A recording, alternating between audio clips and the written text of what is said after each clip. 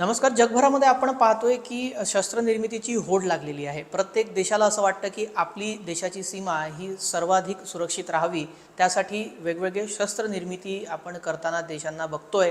त्यामध्ये आता चीनचा धोका लक्षात घेता तायवाननं एक अशी एअर डिफेन्स सिस्टम तयार केलेली आहे की ज्यामुळे आता चीन थोडासा टेन्शनमध्ये आलेला आहे. तर काय ही डिफेन्स सिस्टम आहे आणि आधुनिक तंत्रज्ञानानं विकसित केलेली ही एअर डिफेन्स सिस्टीम कशी आहे, कशी ती चालेल, त्या संदर्भातले अपडेट्स पटकन या व्हिडिओमध्ये पाहूयात.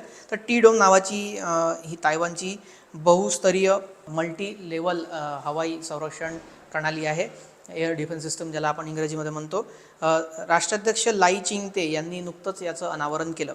ही प्रणाली देशाच्या रडार, क्षेपणास्त्र आणि ड्रोन संरक्षण प्रणालीला एकत्रित करते. म्हणजे तीन जे तंत्रज्ञान आहे ते एकत्र एकाच ह्याच्यात येतील. हे त्यांनी का केलं आहे तर चीनकडून जो वाढता धोका त्यांना निर्माण झालेला आहे त्यासाठी म्हणून त्यांनी त्याचा उद्देश आहे. तायवानला याचे सेन्सर टू शूटर तंत्रज्ञान विकसित करण्यास आणि त्याचे वेगाने नष्ट करण्यास देखील ही सक्षम आहे. तर सेन्सर टू शूटर असं ती प्रणाली आहे आणि त्यातून त्याचा तंत्रज्ञानाचा वापर करून हे चालेल. तायवानचे संरक्षण मंत्री यांनी याबाबत माहिती दिली की ही एअर डिफेन्स सिस्टीम कशी चालेल. तर ती T dome sensor to shooter यंत्रणेचा वापर करेल. याचा अर्थ असा की शत्रूचं क्षेपणास्त्र, विमान किंवा ड्रोन जर आढळलं तर ही प्रणाली योग्य शस्त्र त्वरित सक्रिय करेल.